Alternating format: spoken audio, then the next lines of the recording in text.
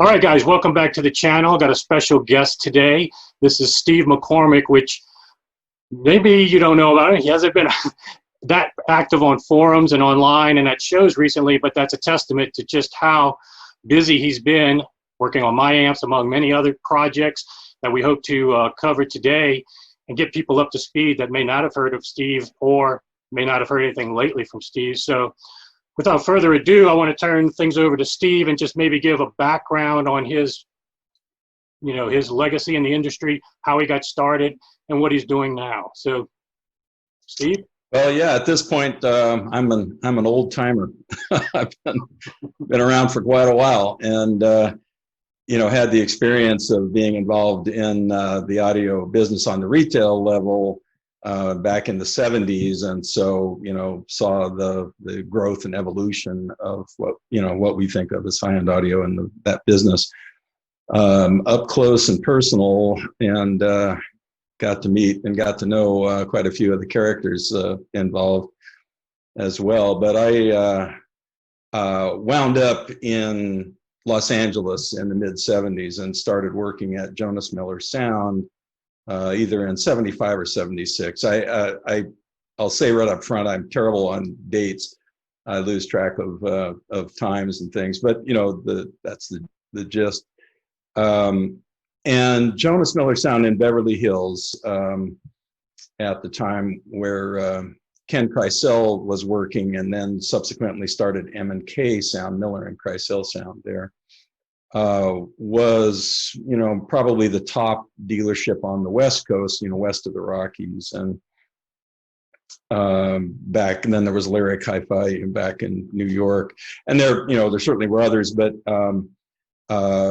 Jonas Miller had a high profile as carrying a lot of the very best high-end equipment.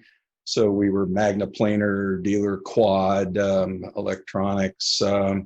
Levinson had the HQD Levinson setup there, Hill Plasmatronic speakers, the Heil air motion transformers, including the full range AMT when that stuff came out. A lot of things like that, Beverage, electrostatics, acoustats when they came along. A lot of things that would be in high demand still today, actually. If they some of them, yeah. Quads and acoustats. Quads especially, but they all have their followings, right? Some of these things, fortunately, now have people who are refurbishing them, keeping them in good shape, and people that love them can have them rebuilt and use them without really having to worry about destroying them or they can get parts, get them taken care of. That some of these have been around for so long, like the Quad ESL 57, that kind of thing has sort of come and gone, but happily now there are parts available in companies that refurbish those. But yeah, that speaker figured quite prominently in my early audiophile education. But there was a fellow there named Steve Katz who was associated, who was making high-level modifications of Rabco tone arms, and we were one of the first dealers that got the original Panasonic SP10, and we were Lin dealers, but then also various other high-end turntables of the day came through there. So a lot of educational hands-on with a great deal of early high-end equipment. And then in parallel with that, what was going on in the background was that Ken Kreisel was developing speaker systems, originally woofer and subwoofer systems.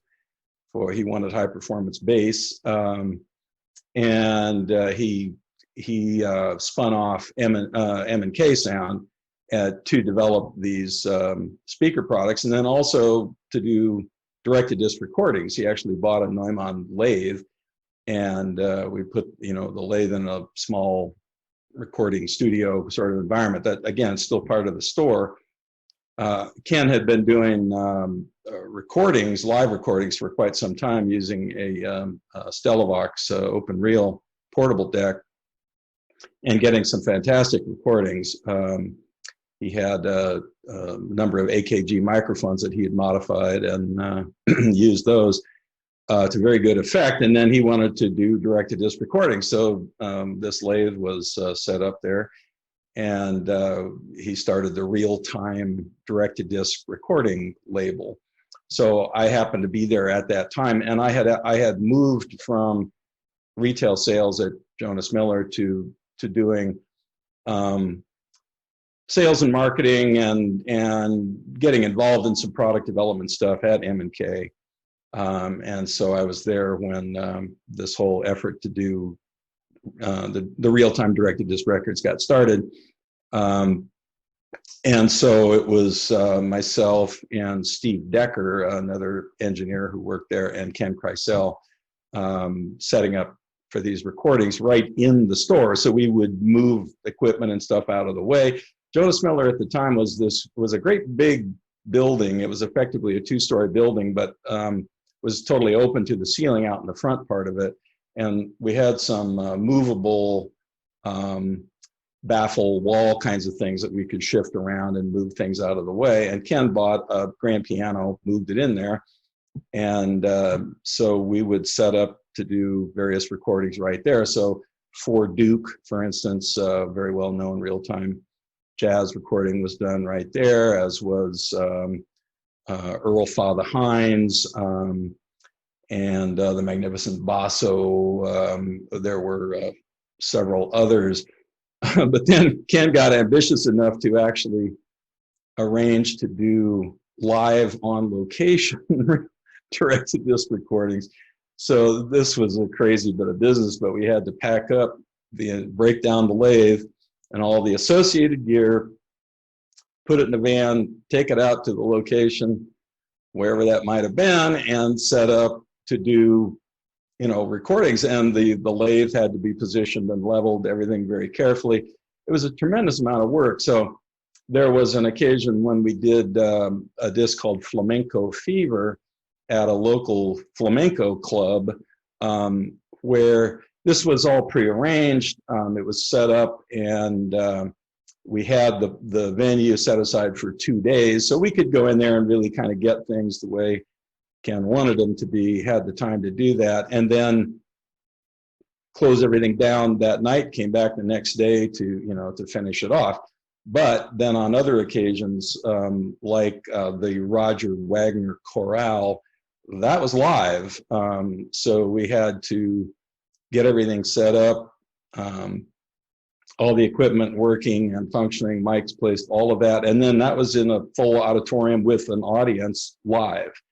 And so if you know anything about direct-to-disc recording, you know that, once you drop the cutter head into the shellac, into the I'm sorry, I'm blanking on the term at the moment, but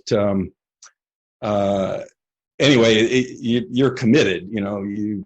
You go, and then all we could do is work out the timing of the sets that the musicians were doing, such that we knew fixed amount of time, and then they would give us a pause while Ken put a new lacquer on the lathe, and then gave them the high sign. It's like, okay, you're ready, go. And that turned out to be a real nail biter, because there was some noise issues. There were some hum problems, grounding issues that they were struggling to resolve right up to the last minute. I had done the microphone placement, got that set up, ran those cables, did all of that, but Ken and Steve Decker were fighting with the on-site electrical stuff for right up until it was like time to go. And anyway, then it all worked out, and that turned out extremely well. Remarkable. Is there any way to still get these recordings, or? Well, these are direct-to-discs, and so some of the stuff was reissued later on in the form of CD. But when the pressing runs were done on the original records, and honestly, I can't remember if any of them got more than one pressing run. They probably did, but honestly, I just don't remember the details of that. You'd have to check with Ken Kreisel, but those were all pressed by Teldec in Germany. That's it. I mean, whatever numbers there were, several hundreds of each of those records. That's all that exists. Now those, come up on the used market, and they command some pretty good prices and are still very highly thought of. And indeed, for clarity and dynamics and definition and a lot of, some of the technical issues that go into recordings, they're still thought of as among some of the very best records that have been made. So that was nice to be able to get involved with that. And then Ken became enamored of digital recording technology and was one of the early adopters of CD and recording digitally. And I remember the engineers from Sony coming over and setting up a demonstration in the studio there. And Ken just said, "That's it for me. That to him, that solved all the issues, made life easy." And he thought it was great. He loved it, and that's the way he went from then on. But it was right around that point in time I moved on, and started working for other companies. Had a little stint with a company called Spatial Inc., making a preamplifier, and then wound up meeting Marcel Riendeau of what people think of now as Oracle, the turntable company. Originally, the company itself was Trans Audio Marketing, and the product was the Oracle turntable. So I met Marcel at a CES show right around 1980, 79 or 80, and ultimately went to work originally as the importer of the turntable here in the U.S. And then I moved to Canada for a while to work with him on sales and marketing and product development. So that was, again, a very educational stint.